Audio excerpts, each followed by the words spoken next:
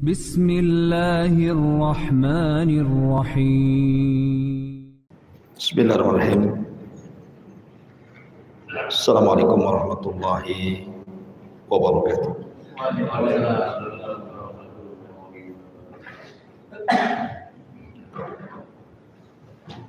Alhamdulillah, salatu wassalamu ala rasulillah wa ala alihi wa sahbihi wa mawalah wa la hawla wa la quwwata illa billahi wa ba'd. Kita lanjutkan kajian kita, masih melanjutkan Siratul Mustafa, sejarah Nabi sallallahu alaihi wa ala alihi wasallam. Dan kita masih menjelaskan tentang seputar peperangan Nabi sallallahu alaihi wasallam. Malam ini kita akan membahas sebuah perang yang dicatat dalam sejarah sebagai perang Hunain. Nama perangnya disebut perang Hunain. Atau sebagian ulama sejarah menyebutnya perang Autos, karena terjadi di lembah Autos. Perang Hunain ini dipimpin langsung oleh Nabi sallallahu alaihi wasallam dan membawa 12.000 pasukan, sementara di pihak lawan dua kabilah besar, Thaqif dan Hawazin, yang dipimpin oleh seorang musyrik namanya Salim ibn Auf an-Nasri. Dan jumlah pasukan orang-orang kafir di perang Hunain itu cukup banyak, 30.000. Jadi 12.000 melawan 30.000 orang kafir. Dan jumlah 12.000 bagi kaum muslimin itu besar, karena biasanya kaum muslimin itu tidak banyak kalau perang itu, sehingga menjadikan kemudian sebagian kaum muslimin itu berbangga dengan banyaknya jumlah. Itu pula yang kemudian menjadikan kekalahan di awal perang. Ma'asyiral muslimin yang dimuliakan Allah Azza wa Jalla, tidak banyak korban di kalangan kaum muslimin, hanya 4 orang saja sebutkan oleh sejarah. Aiman ibn Ubaidillah dari Bani Hashim, kemudian Yazid ibn Zam'ah ibn al-Aswad dari Bani Asad, kemudian Suraqah ibn al-Harith dari Bani Adi dari kalangan Ansar, dan Abu Amir al-Ash'ari dari kabilah Ash'ariyun. Tetapi yang korban dari musuh cukup banyak, 50 orang. Baik, kita akan kisahkan bagaimana cerita perang Hunain ini. Perang Hunain ini terjadi setelah Fathu Mekah. Jadi setelah Rasul membebaskan kota Mekah, kemudian Nabi SAW bertolak dari Mekah ke Madinah tepat pada tanggal 13 Syawal tahun 8 Hijriah. Peperangan ini meletus.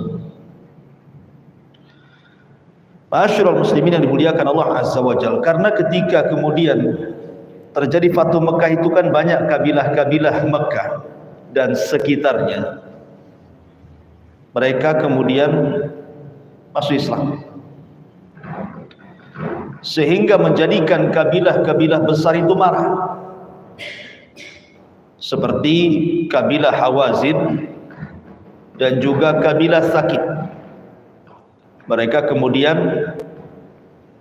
mengumpulkan beberapa kabilah, di antaranya kabilah Jusam, kemudian kabilah Sa'ad bin Bakar, kemudian juga kabilah Nasr, dipengaruhi oleh dua kabilah besar Hawazin dan Thaqif untuk memberontak.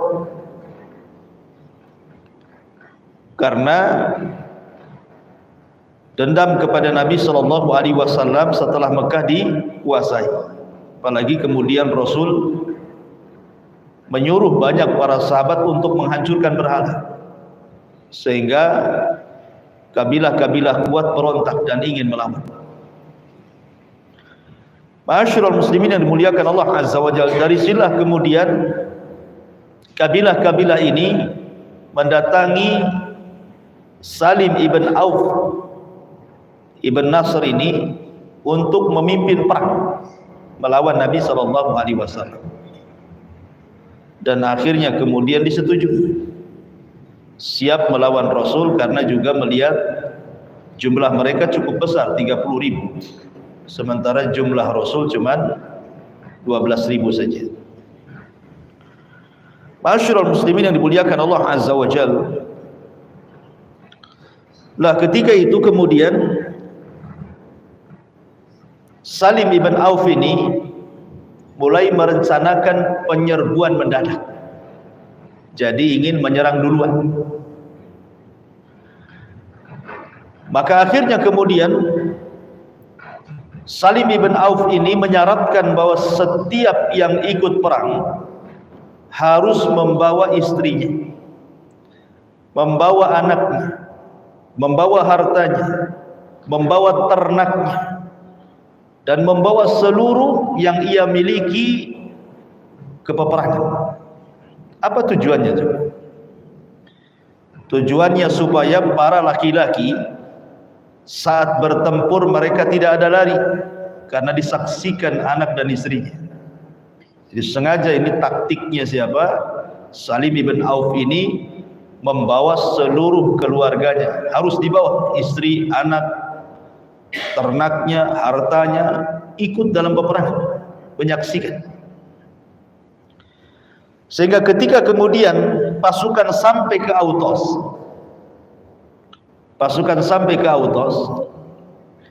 kemudian ada orang yang kemudian, ya mungkin orang ini termasuk veteran perang, namanya Duraib ibn Sinnah. Duraib ibn Sinnah ini termasuk veteran perang orang-orang musyrik Arab, sudah tua tetapi tidak bisa perang, tetapi dia punya pendapat. Dia mengatakan kepada orang-orang, ini tempat apa? Maka orang-orang mengatakan ini lembah Autos. Kemudian dia mengatakan, lembah Autos, ini lembah yang baik untuk perang, karena di lembah ini tidak menyukarkan kuda-kuda untuk melangkah. Tetapi tiba-tiba kemudian dia mendengar tangisan banyak anak-anak, suara-suara kuda yang meringkih, suara-suara keledai dan juga unta. Dia bertanya, itu suara apa itu? Maka orang-orang mengatakan itu suara anak kecil dan juga sebagian orang-orang yang tidak layak perang dari kalangan kaum Hawa, kaum wanita. Kemudian kata Duraib ibn Sinnah ini, ngapain dibawa? Mereka kan bukan ahli perang. Siapa yang berpendapat bahwa mereka harus dibawa? Maka orang-orang mengatakan pemimpin kami Salim ibn Auf. Akhirnya kemudian berdialoglah antara Duraib ibn Sinnah dan Salim ibn Auf ini.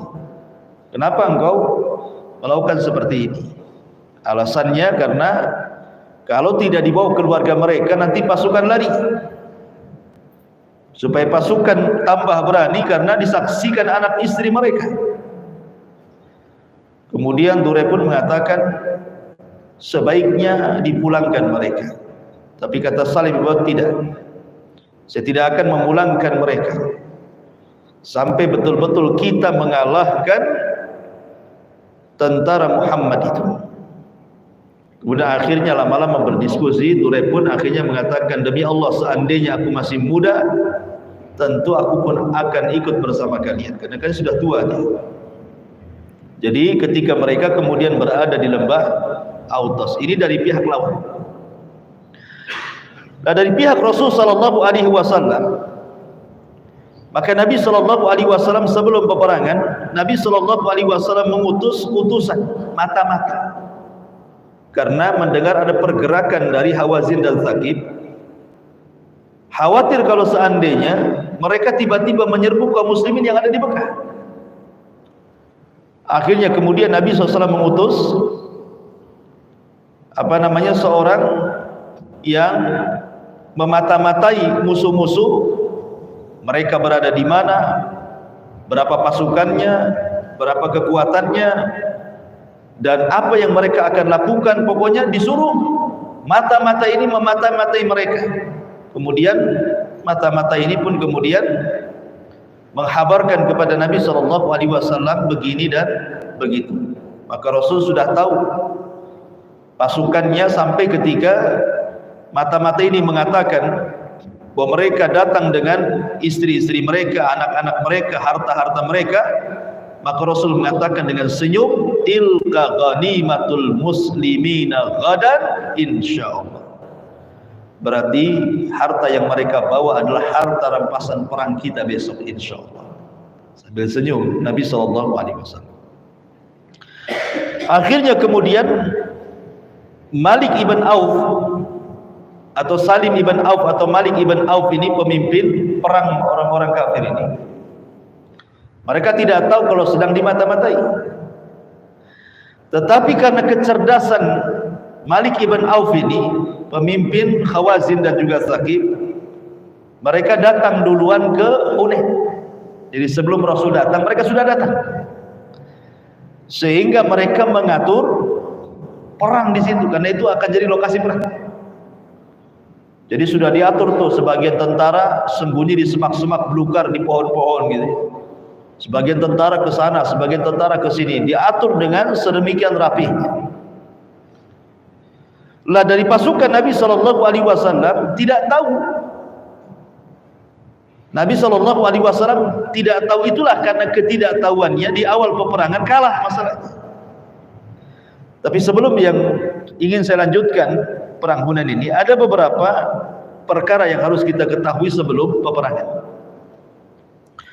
Ma'asyiral muslimin yang dimuliakan Allah Azza wa Jalla, sebelum peperangan kita tahu bahwa pasukan kaum muslimin banyak tetapi kurang senjata masalahnya.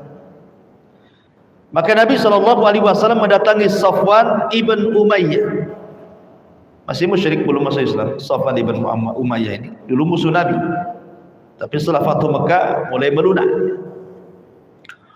Dia datang kepada Safwan ibn Umayyah, kemudian meminjam kepada Safwan ini beberapa senjata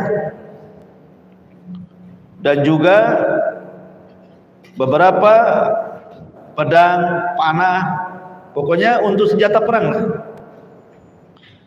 Kemudian Safwan mengatakan, "Aghasban hadza ya Muhammad?" Apakah engkau hanya meminjam untuk tidak dikembalikan? Ghasab bahasa kitanya. Kata Rasul, tidak. Padahal sebenarnya Rasul bisa saja merampas senjata itu dari Safwan ibn Umayyah kan. Dia sudah lemah. Tapi begitulah adab seorang Nabi. Tetap dia mengatakan, saya pinjam dan saya akan kembalikan nanti. Dari sini ada hukum dari kalangan ahli fikih, boleh enggak seseorang meminta bantuan kepada orang musyrik? Karena dulu kita pernah dengar ketika perang Teluk, di Saudi Arabia, ya kan, di mana Arab Saudi kan meminjam tentara Amerika dan dijadikan pangkalan udaranya untuk pangkalan mereka. Kemudian hebohlah orang-orang dan memfitnah Saudi Arabia itu corongnya corong Amerika, karena meminta bantuan kepada Amerika untuk melawan Irak ketika itu, di masa Saddam Hussein kan. Lah kemudian para ulama, lajnah daimah khususnya kala itu, memberikan fatwa tentang bolehnya meminta bantuan kepada orang musyrik, tetapi lid darurah, karena sebuah darurat. Sama kejadian di sini. Karena ketika itu rudal-rudal Irak itu sudah diarahkan ke Arab Saudi. Dan Arab Saudi ketika itu tidak punya senjata untuk menangkal rudal-rudal itu kan. Yang bisa menangkal ya senjata dari Amerika. Makanya kemudian Arab Saudi membayar tentara-tentara Amerika untuk melawan Irak. Terpaksa. Ya, karena kekuatan Irak kala itu memang canggih kan gitu ya. Sementara rudal-rudalnya sudah diarahkan. Makanya sebagian ulama berfatwa di sana bolehnya meminta bantuan orang-orang kafir. Lah di antara dalilnya ini di perang Hunain. Nabi SAW meminta kepada Safwan ibn Mu'attil bantuan agar dia meminjamkan 100 baju besi dan senjata-senjata perang. Tetapi kalau seandainya bukan dalam kondisi darurat maka tidak dibolehkan. Karena dalam perang Uhud ada seorang musyrik namanya Usairim. Usairim itu satu-satunya orang Aus yang tidak masuk Islam ketika Sa'ad ibn Mu'ad menyeru orang-orang Aus untuk masuk Islam. Semua masuk Islam kecuali Usairim. Lah dalam perang Uhud Usairim ini daftar ingin berjihad bersama Rasul tapi ditolak Nabi. Karena dia masih musyrik masalahnya. Kemudian Usairim mengemis-ngemis, ya Muhammad tolonglah libatkan aku, masa kabilahku mau perang, saya ingin bela kabilah, tak boleh gitu.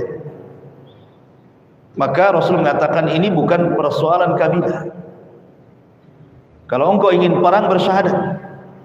Akhirnya kemudian Usairim pun bersyahadat, asyhadu an la ilaha illallah wa annaka rasulullah, kemudian masuk peperangan dan mati syahid. Kata Abu Hurairah, tahukah kamu seorang sahabat yang tidak pernah ruku seumur hidupnya, tidak pernah sujud seumur hidupnya, tapi mati masuk surga? Dialah Usairim. Syahidnya di sini Nabi SAW tidak menerima bantuan Usairim karena bukan mendesak. Beda dengan di sini kan, ketika Nabi mendengar bahwa jumlah musuh cukup banyak 30.000. Sementara pasukan tidak banyak senjata, makanya dia minta bantuan kepada Safwan ibn Umayyah untuk dipinjamkan 100 baju besi dan beberapa senjata perang. Minjam, bukan gosok. Karena banyak juga di antara kita pinjam tapi tak pernah dikembalikan. Terutama ibu-ibu tuh di atas. Pinjam rantang, pinjam panci gitu. Dikembalikannya sudah hitam semua. Itu pun udah ditagi-tagi, mana panci saya katanya. Baru sibuk dia nyari panci orang. Taib, ini sebelum peperangan, persiapan Nabi SAW. Kemudian juga yang kedua tadi sudah saya katakan, Nabi SAW mengutus beberapa utusan memata-matai musuh-musuhnya. Kemudian juga dalam perjalanan ada peristiwa yang menarik, karena kan dalam perang Hunain ini yang terlibat itu adalah kebanyakan orang-orang yang baru masuk Islam. Setelah Fathu Mekah kan banyak yang baru-baru masuk Islam itu. Sehingga akidahnya tidak kokoh mereka. Lah ketika kemudian dalam perjalanan ke Hunain itu, orang-orang yang baru masuk Islam ini lewat di sebuah pohon namanya Zatu Anwat. Pohon ini di masa jahiliyah sangat diagungkan, sangat-sangat dimuliakan untuk dijadikan tabarruk, cari berkah. Dan kebiasaan orang-orang jahiliyah itu kalau mereka mau perang, maka mereka akan meletakkan senjata-senjata di pohon itu. Kemudian mereka meyakini bahwa pohon itu akan mentransfer kekuatan, dan dengan sebab itulah mereka dimenangkan perang. Persis seperti kaum Madian yang menyembah pohon Aikah. Makanya Al-Quran menyebutnya Ashabul Aikah. Aikah itu pohon yang disembah kaum Madian. Dari situlah Allah utus kepada mereka seorang nabi namanya Syuaib alaihi salatu wassalam. Jadi kaum Syuaib itu penyembah pohon. Lah Nabi SAW tiba-tiba dihentikan dengan ucapan beberapa sahabat yang baru masuk Islam. Mereka mengatakan, ya Rasulullah, ij'al lana dhata anwatin kama lahum dhatu anwat. Ya Rasulullah, jadikan untuk kami gantungan-gantungan pedang dari pohon suci sebagaimana mereka orang-orang jahiliyah memiliki pohon-pohon yang dianggap berkah. Nabi SAW emosi. Ini bukan persoalan fikih, ini persoalan akidah. Makanya Nabi SAW apa? Kalian ngomong apa? Ya Rasulullah, ij'al lana dhata anwat kama lahum dhatu anwat. Rasul, jadikan untuk kami dhatu anwat, pohon yang besar untuk kami tabaruk di situ sebagaimana orang-orang musyrik punya pohon itu. Maka Rasul bertakbir dan mengatakan, Allahu Akbar, qultum kama qalat Banu Israil li Musa. Ucapan kalian ini persis seperti ucapan Bani Israel kepada Nabi Musa. Apa ucapan Bani Israel kepada Nabi Musa? Ketika Bani Israel ini baru saja diseberangkan dari laut dan mereka menyaksikan Fir'aun ditenggelamkan. Tiba-tiba mereka lewat ke sebuah desa. Desa itu masih menyembah berhala, yang disembah patung anak sapi. Dan orang-orang ini, Bani Israel, sebelum datang Musa, di Mesir mereka memang menyembah berhala. Salah satu sesembahannya adalah patung anak sapi. Jadi ketika mereka melihat patung anak sapi yang disembah, teringat dulu sebelum dapat hidayah. Maka mereka mengatakan kepada Musa, ya Musa, ij'al lana ilahan kama lahum alihah. Wahai Musa, jadikanlah untuk kami Tuhan seperti itu, katanya. Jadikanlah untuk kami Tuhan seperti itu anak-anak sapi itu, yang patung-patung anak sapi. Musa marah dan mengatakan, innakum qaumun tajhalun, kalian kaum yang bodoh. Lah Nabi SAW ketika sahabat minta seperti itu disamakan dengan permintaan Bani Israel kepada Nabi Musa. Loh, urusan Allah sudah kasih hidayah kepada kalian tauhid, mau syirik pula. Jadi Nabi SAW, padahal sebenarnya Nabi ini kan kondisi-kondisi genting, ikhwan. Harusnya Nabi tidak mengatakan, ya nanti aja habis perang lah, dan itu ngomongnya. Sudah sekarang kan mau perang, nanti cerita-cerita pohon itu nanti saja. Tidak, Rasul tidak menunda-nunda, karena ini perkara akidah. Perkara akidah, karena tujuan Rasul perang pun masalah akidah, masalah. Kalau seandainya akidahnya tidak benar sebelum perang, tidak akan menang perang. Karena syarat kemenangan perang itu harus akidahnya lurus dulu. Makanya Rasul tidak pernah kemudian menunda-nunda persoalan akidah, langsung diluruskan oleh Rasul. Makanya aneh kalau seandainya mau perang, tiba-tiba kemudian pakai jimat supaya kebal bacok, kebal panah, kebal tembak. Kalau ditembak pakai gotri nggak apa-apa. Jadi buat apa coba? Antum ini mau perang, mau apa kan gitu? Kalau seandainya betul dia kebal, pakai jimat. Kalau tak kebal, pas pula jimatnya apa? Jinnya kurang kuat, mati pula. Jimatnya terkalungkan di leher dia, apakah mati musyrik dia sebenarnya? Ya kan? Karena dukun itu apalagi dukun settingan kan, yang bacok dia. Coba yang bacok saya kan. Jangan pakai golok dia, pakai golok saya. Gitu ya. Jadi ma'asyiral muslimin yang dimuliakan Allah Azza wa Jalla, Rasul kalau soal akidah ini keras. Jadi kalau bisa sahabat sebelum perang, akidahnya lurus dulu. Ma'asyiral muslimin yang dimuliakan Allah Azza wa Jalla, ketika Nabi SAW sampai di Hunain, disangkanya musuh belum datang, padahal mereka sedang bersembunyi, mereka datang duluan. Maka Nabi SAW mengutus beberapa sahabat untuk naik ke atas bukit. Ada nggak musuh kan? Kita harus naik ke atas kan, biar tahu ada musuh atau tidak kan. Rupanya setelah sahabat diutus ke ketinggian, tengok di pohon-pohon itu ada nggak yang mencurigakan dan begitu seterusnya. Kata sahabat ini tidak ada, artinya aman, ya kan? Ketika Nabi SAW di waktu subuh, bayangkan waktu subuh zaman itu gelap, tiba-tiba mereka dihujani panah. Di waktu subuh yang gelap gulita itu dihujani panah para sahabat, entah dari mana-mana panah itu. Ini pula kata para ulama, karena ada sebagian sahabat yang merasa sombong. Sombong kenapa? Karena jumlah para sahabat itu lumayan banyak, 12.000 kan gitu. Yang biasanya kalau perang itu tidak sebanyak itu. Walaupun jumlah musuh itu 30.000 gitu tak.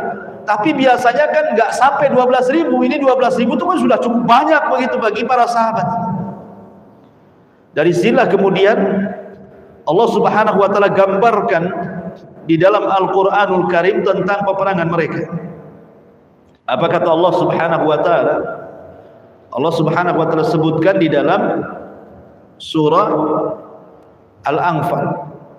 Laqad nasarakumullahu fi mawatina katsiratin wa yawma hunain idz a'jabatkum kathratukum. Sungguh Allah telah menolong kalian di beberapa tempat dalam peperangan, termasuk juga perang Hunain, ketika kalian merasa sombong dengan jumlah kalian. Falam tughni ankum syai'a, rupanya jumlah yang banyak itu tidak mencukupkan untuk meraih kemenangan. Karena kemenangan itu bukan dari jumlah, kemenangan itu dari Allah. Berapa banyak kelompok yang sedikit mampu mengalahkan kelompok yang besar karena izin Allah kan. Kam min fi'atin qalilatin ghalabat fi'atan katsiratin bi'iznillah kan gitu. Semua karena izin Allah. Makanya sebab kekalahan di awal perang ini itu karena kesombongan beberapa sahabat-sahabat yang baru masuk Islam, bahwa mereka pasti menang. Rupanya baru mereka datang di waktu subuh dihujani panah. Ya kocar kacir lah ini para sahabat, lari tunggang langgang sana sini menyelamatkan masing-masing. Sehingga kata Abdullah ibn Mas'ud radhiyallahu anhu, yang bersama Nabi SAW dari 12.000 itu cuma 80 orang saja. Abdullah ibn Umar mengatakan 100 orang, lebihnya kocar kacir ke sana sini. Akhirnya kemudian Rasul meminta kepada Abbas untuk memanggil lagi mereka. Bayangkan Nabi SAW ketika itu terancam nyawanya karena sahabat pada pergi. Yang bersama Rasul itu menurut Abdullah ibn Umar paling banyak 100, menurut Abdullah bin Mas'ud 80 orang. Sementara tentara musuh banyak kan. Itu Nabi SAW dihadapkan dengan kematian itu sama saja. Makanya ada seseorang musyrik namanya Syaibah ibn Utsman mengambil kesempatan saat para sahabat kocar kacir, dan dia dalam hatinya niat untuk membunuh Nabi. Dia hampir mendekati Rasul dan hampir berhasil membunuh Nabi. Tapi Allah Subhanahu wa taala kirim Jibril untuk menghalanginya. Ketika dia sudah menghunus pedang, tiba-tiba dia ketakutan karena melihat ada parit api antara dia dengan Rasulullah. Kemudian dia terpental, sehingga dia tidak jadi kemudian menyerah. Akhirnya Nabi SAW mendekati Syaibah ini. Ya Syaibah, ta'al, kemari kamu. Syaibah sudah ketakutan, persis seperti kejadiannya dengan Abu Jahal saat hendak menunjang leher Rasul ketika Rasul sedang salat kan. Ketika Abu Jahal sudah gayanya dia datang kepada Rasul sedang sujud, hampir kakinya menunjang Rasul, tiba-tiba Jibril datang menghalangi dia dengan Rasulullah. Dibuatnya parit yang sangat dalam, yang penuh dengan ketakutan, dan dihempaskan sayapnya sehingga Abu Jahal terpental, dipentalkan sayap Jibril. Lah kejadian Syaibah ibn Utsman sama. Sehingga akhirnya Rasul menawarkan yang lebih baik lagi. Ya Syaibah, daripada engkau kemudian mati musyrik, sebaiknya kau gabung saja sama saya. Kemudian dinasihati Rasul, subhanallah, iman masuk ke hati Syaibah ibn Utsman. Akhirnya dia bersyahadat dan ikut bersama Nabi. Lah Abbas ini kemudian memanggil-manggil manusia. Ya lal ansar, ya lal muhajirin, ya Bani Samurah, pokoknya dipanggil-panggil. Akhirnya mendengar teriakan Abbas, orang pada balik lagi, yang sudah pada lari itu kumpul lagi. Akhirnya kemudian barulah betul-betul perang. Dan Allah Subhanahu wa taala menangkan peperangan ini. Ada seorang wanita dalam peperangan ini yang menoreh sejarah, namanya Ummu Sulaim. Ummu Sulaim ini seorang wanita, dia istri daripada Abu Talha. Ketika dilamar Abu Talha, dia tak mau, padahal Abu Talha ganteng, kaya, gagah. Dia kalau berteriak di musuh saat perang itu, teriakan dia jauh lebih baik dibandingkan 1000 pasukan. Ya, menakutkan teriakannya Abu Talha ini. Tapi ditolak cintanya sama Ummu Sulaim ini. Kata Ummu Sulaim, orang sepertimu tidak layak ditolak ya Abu Talha. Kau gagah, kau tampan, kau kaya, kau mulia, gitu. Tapi karena kau musyrik, aku tak mau. Akhirnya kemudian, karena Abu Talha sekarang sudah suka dengan Ummu Sulaim, apa syaratnya? Kata Ummu Sulaim, kalau kau menikah denganku maharnya sederhana, masuk kau ke dalam Islam. Nah, itulah maharnya. Akhirnya kemudian Abu Talha meminang Ummu Sulaim dengan mahar Islam. Anas ibn Malik, anaknya Ummu Sulaim, mengatakan, demi Allah tidak ada mahar terindah kecuali mahar ibuku. Ya, maharnya dengan Islam. Kalau antum kan seperangkat alat salat. Seperangkat alat salat itu pun sajadah saja. Yang lainnya kurang. Jadi lah Ummu Sulaim ini, dia kan geram tuh melihat banyak yang kabur gitulah kaum muslimin. Jadi dia ketika itu bawa pisau dapur, ya bawa pisau lah pokoknya. Dia menghadap kepada Nabi Shallallahu Alaihi Wasallam. Kata Rasul, ya Ummu Sulaim, kau bawa apa?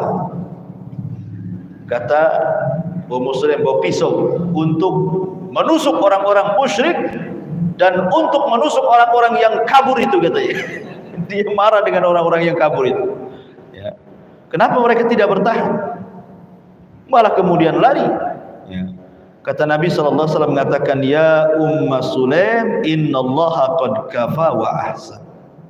Baik Ummu Sulaim, sesungguhnya Allah memberikan kecukupan dan kebaikan, tidak masalah. Karena habis itu mereka datang lagi kan, kemudian berkumpul lagi, kemudian betul-betul bertempur, dan Allah menangkan pertempuran Hunain ini. Akhirnya tentara Malik ibn Auf ini kalah, ya kan? Dan akhirnya terpencar, mereka tunggang langgang, ada yang lari ke Taif, ada yang lari ke Autas, ada yang lari ke Nakhlah. Kalah mereka. Kemudian Rasul membuat pasukan-pasukan kecil untuk menyerbu daerah-daerah tempat larinya ini. Ya, diserbunya di Autas, diserbunya di Nakhlah, termasuk juga ke Taif. Dan dalam perang Hunain ini, Nabi SAW mendapatkan harta rampasan yang belum pernah dapat sebelum dari semua peperangan. Banyak sekali. Ya, ghanimah yang dapati Nabi SAW luar biasa. Tapi Nabi SAW tidak hendak membagi ghanimah itu kecuali sampai di Ji'ranah. Ya, sampai disebutkan besaran dari ghanimah yang didapat Rasul itu oleh ahli sejarah, mendapatkan 40.000 kambing, kemudian 24.000 unta, kemudian 8.000 tawanan perang, kemudian belum lagi emas dan perak yang dilucuti dari orang-orang yang menyerah itu. Jadi banyak sekali. Masalahnya, ma'asyiral muslimin yang dimuliakan Allah Azza wa Jalla, ketika Nabi SAW sampai di Ji'ranah ini, ketika pada waktu pembagian ghanimahnya, Nabi SAW kemudian membagi-bagi ghanimah itu lebih banyak dibagikan kepada orang-orang Mekah dibandingkan orang Ansar, orang Madinah. Terutama orang-orang yang baru masuk Islam. Seperti umpamanya, contoh saja, Nabi SAW memberikan kepada Abi Sufyan 100 ekor unta. Kan baru masuk Islam tuh Abi Sufyan itu kan. Kemudian kepada Safwan juga 100 ekor unta. Kemudian kepada si fulan 100 ekor unta. Sekian, pokoknya habis diberikan kepada orang-orang Mekah yang baru masuk Islam dan juga kepada orang-orang musyrik supaya lembut dan mau masuk Islam, seperti Sofwan. Belakangan masuk Islam juga dia, gara-gara banyak dikasih duit sama Nabi, dikasih harta, lama-lama cinta sama Nabi, belakangan masuk Islam. Makanya dakwah itu tidak perlu dengan lisan juga, terkadang perlu dengan harta. Seperti Rasul kan berdakwah dengan harta kan, untuk melembutkan orang-orang musyrik. Akhirnya cinta dengan Rasul masuk Islam, sampai ada seorang Badui datang kepada Rasulullah. Lah jatah Rasul itu kan 1/5 dari ghanimah. Rasul banyak kambing, dapat kambing bagi dia 1/5 itu, diletakkan di sebuah lembah. Datang orang Badui, ya Rasulullah, berikanlah kepada aku apa yang Allah telah karuniakan kepada. Kata Nabi SAW, kalau kau mau tuh ambil tuh kambing saya di lembah itu, katanya. Orang ini mengatakan, ya Rasulullah, atas tahziuni, apakah engkau hendak menghinakan aku? Ya, masa dikasih kambing 1 lembah, dikirain 1 ekor 2 ekor gitu kan, 1 lembah suruh diambil, apa nggak kaget dia? Ya. Akhirnya dengan senang hatinya diambilnya kambing 1 lembah, digiring ke kabilahnya. Berteriaklah dia di kabilahnya, ya qaumi aslimu, katanya, wahai kaumku, masuklah ke dalam Islam. Laqad ji'tu min indi khairin nas, demi Allah aku tidak pernah datang kepada orang yang terbaik melebihi Muhammad, gitu. Betul kan? Kadang-kadang kita perlu berdakwah dengan harta kan. Saya itu punya kawan orang Patani, orang Thailand. Ya, memang saya nggak paham bahasanya. Cuman waktu ketemu di Singapura itu dulu pakai bahasa Arab. Jadi dia sudah berhasil mengislamkan bukan hanya ratusan, ribuan orang-orang pedalaman di Thailand dan di perbatasan Malaysia.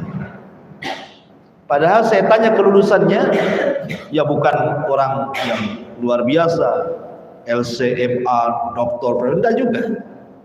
Dia lulusan pondok yang ada di Thailand sih. Tapi dia punya persatuan mualaf center di sana.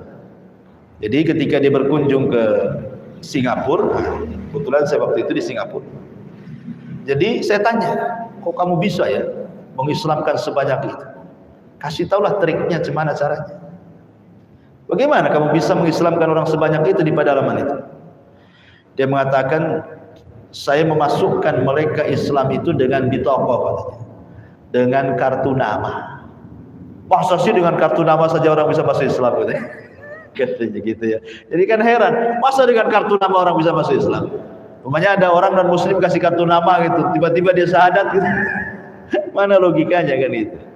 Jadi kartu nama itu nama dia, alamat, kantor, belakangnya ucapkanlah 2 kalimat syahadat maka Anda akan selamat. Ya.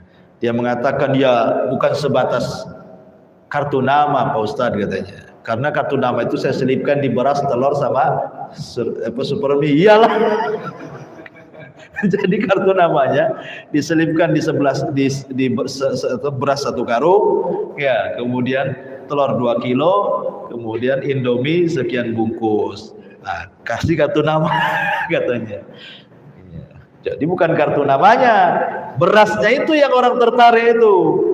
Jadi dia suka ke pedalaman, ngasih beras, ngasih telur, lama-lama banyak itu orang masuk Islam.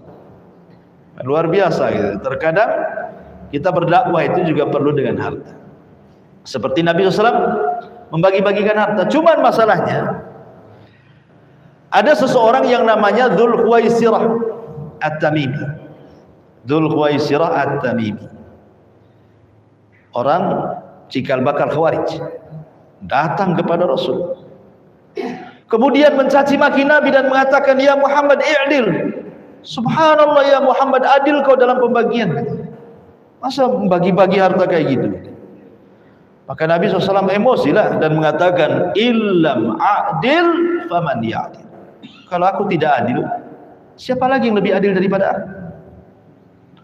Akhirnya kemudian Umar dan Khalid menawarkan pedangnya, ya Rasul, da'ni adrib unuqah. Ya Rasul, serahkanlah orang itu, penggal lehernya. Kurang ajar kali dia. Kata Rasul, biarkan dia pergi. Kata Nabi SAW, min di hadar rajul, dari pundak orang ini akan keluar semacam dia.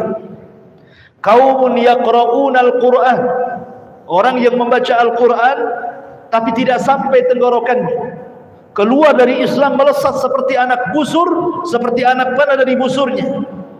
Mereka membaca Al-Quran dan meremehkan bacaan Quran kita. Mereka solat dan meremehkan solat kita. Mereka puasa dan meremehkan solat kita. Apabila idza wajadtumuhum, kalau aku temui mereka kelak, sa'aqtulannahum qatlan, aku akan perangi mereka seperti Allah hancurkan kauman. Dan orang yang dibunuh oleh mereka sebaik-baik jenazah di permukaan bumi, dan orang yang terbunuh dari mereka seburuk-buruk jenazah yang ada di permukaan bumi. Itulah cikal bakal Khawarij, cikal bakal pemahaman teroris hari ini, dari diperkasai siapa? Dzulkhuwaisirah at-Tamimi. Lah kemudian ketika itu juga bukan hanya dari Dzulkhuwaisirah, ada riak-riak dari kalangan Ansar ketika itu. Bagaimanapun orang-orang Ansar yang manusiawilah, sudah berdarah-darah perang bersama Nabi, tiba-tiba giliran harta ghanimah kemudian diberikan kepada orang-orang yang baru-baru masuk Islam, sementara bagian mereka tidak banyak. Akhirnya kemudian datanglah Sa'd bin Ubadah, pemimpin siapa? Pemimpin Khazraj, kepada Nabi SAW, menanyakan soal pembagian ghanimah itu. Akhirnya kemudian Rasul bertanya kepada Sa'd, ya Sa'd, bagaimana pendapat? Ya saya pun termasuk daripada mereka Ansar, juga kayaknya kurang serak dengan pembagian ini. Sebaiknya kau temui mereka ya Rasul. Akhirnya kemudian Rasul membuat pertemuan khusus, tidak ada orang Muhajir, semua orang Ansar.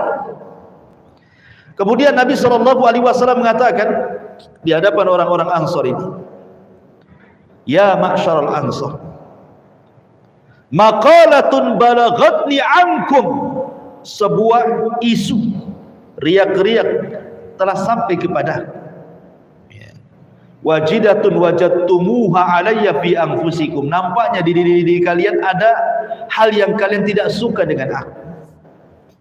Kemudian Rasul mengatakan, kalau seandainya kalian mengatakan bahwa dulu engkau Muhammad diusir, kemudian kami yang melindungi, kubenarkan ucapan kalian.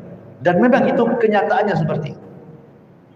Kalau kalian mengatakan, hei Muhammad, dulu kau miskin, kemudian datang ke Madinah kami tampung, sekarang menjadi kaya, itu tidak salah ucapan kalian, dan itu pasti benar. Atau kalau kau mengatakan, ya Muhammad, dulu engkau tidak ada yang melindungi, kau datang ke Madinah kemudian kami lindungi, benar semua ucapan kalian itu. Kalau kalian mengatakan seperti itu, Nabi ingin mengatakan bahwa Rasul itu tidak pernah melupakan kebaikan orang, tetap dia menghargai kebaikan orang Ansar. Tetapi Rasul mengatakan, alam atikum dhullalan fahadakumullah, wa alatan fa'agnakumullah, wa adaan fa'allafallahu baina qulubikum. Tapi ingat wahai Ansar, dulu kalian sesat, kedatanganku memberikan hidayah kepada kalian. Dulu kalian fakir, Allah berikan kekayaan kepada kalian karenaku. Dulu kalian musuh-musuhan, datang aku, hati kalian lembut sehingga bersaudara hari ini. Ya ma'syaral Ansar, sekarang pilih saja. Orang-orang Muhajirin pulang ke Mekah membawa kambing dan unta-unta ghanimah, sementara kalian pulang ke Madinah membawa diri. Pilih mana? Milih membawa kambing dan unta atau membawa diriku, kata Rasulullah. Tinggal pilih.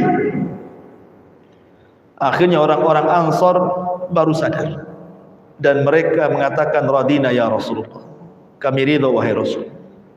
Kemudian Nabi SAW mengatakan, ya ma'syaral Ansar, law salakan nasu syi'ban wa salakatil ansaru syi'ban la salaktu syi'bal ansar wa innakum satalqawna atharatan ba'di fasbiru hatta talqawni alal haud. Allahumma arham lil ansar wa abna'il ansar wa abna'i abna'il ansar. Kata Nabi SAW, seandainya Orang-orang Mekah berjalan di sebuah jalan, kalian berjalan di sebuah lembah jalan lain. Aku ikut jalan kalian, kata Nabi. Wahai orang-orang Ansor, kalian nanti di sepeninggalku akan mendapatkan pemimpin-pemimpin yang mengambil hak kalian. Maka bersabarlah, bersabar sampai kalian menemui aku di telaga. Ya Allah, rahmati orang-orang Ansor, rahmati anak-anak orang Ansor, rahmati anak-anak dari anak-anak orang Ansor. Maka kemudian orang-orang Ansor pun menangis dan mengatakan, radina bi Rasulillah sallallahu alaihi wasallam qisman wa hadzan, kami ridha wahai Rasul apapun yang kau bagi asal engkau bersama kami. Ya. Akhirnya ma'asyiral muslimin yang dimuliakan Allah Subhanahu wa taala, orang-orang Ansor pun redha dengan pembagian Nabi, kecuali satu orang, itu Sayyidul Huwaisirah yang botak, ya kan? Dia tidak mau menerima pembagian ini, malah mencela Nabi. Dan dari orang itu akan keluar orang-orang semisal itu, orang-orang yang keluar dari Islam melesat seperti anak panah dari busurnya. Mereka lah orang-orang Khawarij, dan terbentuk di zaman Ali bin Abi Thalib di sebuah perkampungan namanya Harurah di Kufah, Irak. Disitulah terbentuk orang Khawarij, melembaga. Kalau ideologinya sudah ada sejak zaman Nabi, pengasasnya Dzul Huwaisirah At-Tamimi. Ma'asyiral muslimin yang dimuliakan Allah Azza wa Jalla, intinya bahwa dalam perang Hunain ini akhirnya Rasul memenangkan dalam perang Hunain. Apa yang bisa kita petik pelajaran dari perang Hunain ini? Yang pertama, tidak boleh seseorang itu bangga dengan banyaknya pasukan dan kekuatan. Karena betapa banyak negara-negara sebelum Rasul yang kekuatan mereka jauh lebih besar dibandingkan para nabi dan para pengikutnya, Allah hancurkan semuanya. Kurang apa kaum Ad itu? Saya sudah ceritakan, kaum Ad ini kalau mau menghancurkan sebuah kabilah, tidak perlu ngirim satu kompi, cukup satu orang saja bisa menghancurkan satu kabilah. Orangnya raksasa gede-gede, ya kan? Tinggal dilempari aja batu, kabilah itu mati semua. Sementara kabilah yang lain kecil-kecil, nah, gitu. Tapi ujung-ujungnya apa? Ketika mereka mendustakan dakwahnya Nabi Hud, Allah azab mereka, diangkat ke langit 7 malam 8 hari, bayangkan, ngapung di langit sampai mati di langit, kemudian dikembalikan ke bumi seperti tunggul kurma, nancap semua di bumi badan mereka. Artinya kemenangan itu bukan karena jumlah dan kekuatan, tapi kemenangan itu karena Allah Subhanahu wa ta'ala. Yang kedua, tidak boleh seseorang kemudian ghurur, tertipu dengan kemampuan taktis perang, strategis perang, dan begitu seterusnya. Betapa banyak orang-orang yang juga mereka cerdas dalam taktik perang, kalah juga kalau Allah tidak izinkan. Kembali bahwa kemenangan itu datang dari Allah Subhanahu wa ta'ala, taufiknya. Kemudian juga yang ketiga dalam peperangan ini, tidak boleh kemudian seseorang berpegang dengan dunia. Maksudnya tujuan perang itu bukan mencari ghanimah, harta rampasan perang, tapi betul-betul perang itu tujuannya untuk li'la'i kalimatillah, meninggikan kalimat Allah Subhanahu wa ta'ala. Kemudian juga ada tafarruqah bainal qawi wa dhaif. Tidak boleh seseorang itu berpecah. Kan ini kan awalnya pecah gara-gara pembagian harta, pecah. Dan memang itu menjadi sebuah tabiat manusia, gara-gara harta pecah kan, gara-gara waris. Akhirnya bunuh-bunuhan, akhirnya punggung-punggungan, tidak mau bicara. Sampai ada seorang syekh itu bercerita, setelah dia bercerita di khutbah Jumat, temanya silaturahim, tiba-tiba dia turun dari mimbar. Ketika dia mau keluar dari pintu, dipeluknya oleh orang yang jauh lebih tua dibandingkan dia, usianya sudah 60 tahun ke atas. Menangis kakek. Kemudian setelah menangis ditanya sama khatib bin Syekh ini, ada apa wahai kakek Anda menangis? Demi Allah, aku ketika mendengar ceramahmu langsung terbuka. Kemudian ketika itu dia melihat di ujung masjid ada juga yang menangis, seumuran dengan kakek ini. Kemudian dilirik, Kenapa itu menangis? Kakek ini mengatakan, wahai Syekh, itu saudara saya. Sudah 40 tahun kami sholat satu masjid. Gara-gara harta waris kami tidak bertegur sapa. Yang menangis di pojok itu saudaranya, kakek juga gitu ya. Ini yang memeluk kakek juga, baru terenyuh dua-duanya. Dia mengatakan, ya kakek demi Allah. Ya. Wahai Syekh demi Allah, yang di pojok sana itu saudaraku gitu. Kami sholat satu masjid di sini. Tidak pernah tegur sapa gara-gara waris. Akhirnya sama sekali didamaikan. Dipanggillah kakek, disuruh minta maaf. Kemudian selang beberapa hari kemudian, ya, tiba-tiba kakek yang memeluk ini datang lagi ke Syekh, nangis lagi. Kemudian ditanya, kenapa kau menangis? Bukankah sudah kudamaikan? Dia mengatakan, ya Syekh, saudaraku yang kemarin kau damaikan itu, dia sudah meninggal dunia. Padahal aku belum betul-betul minta maaf kepada dia. Ya, ya. Jadi gara-gara harta kan, orang tidak mau lagi berjumpa. Kadang-kadang gara-gara harta orang bunuh-bunuhan. Kadang-kadang orang tuanya belum mati, biar cepat dapat harta, orang tua ditusuk. Cepat mati biar cepat dapat waris kan. Itulah gara-gara harta, orang tuanya aja ditusuk dia. Jadi jangan sampai kemudian gara-gara harta kemudian berpecah gitu. Harta ini apa? Bisa dicari. Kemudian juga dalam peperangan ini juga ada teladan dari wanita Ummu Sulaim. Ya, keberanian seorang wanita luar biasa di perang Hunain ini. Dan ini menunjukkan bahwa wanita juga boleh terlibat dalam peperangan. Ya, tentu dengan syarat-syarat kan itu ya. Karena dibutuhkan juga wanita untuk merawat pasukan yang terluka gitu ya, dan begitu seterusnya, masak untuk tentara dan begitu seterusnya. Wallahu a'lam bishawab. Ini yang bisa saya sampaikan dalam perang Hunain ini, mudah-mudahan ada manfaatnya. Subhanakallah bihamdika asyhadu an la ilaha illa anta astaghfiruka wa atubu ilaik. Allahu ta'ala alam. Assalamualaikum warahmatullahi wabarakatuh.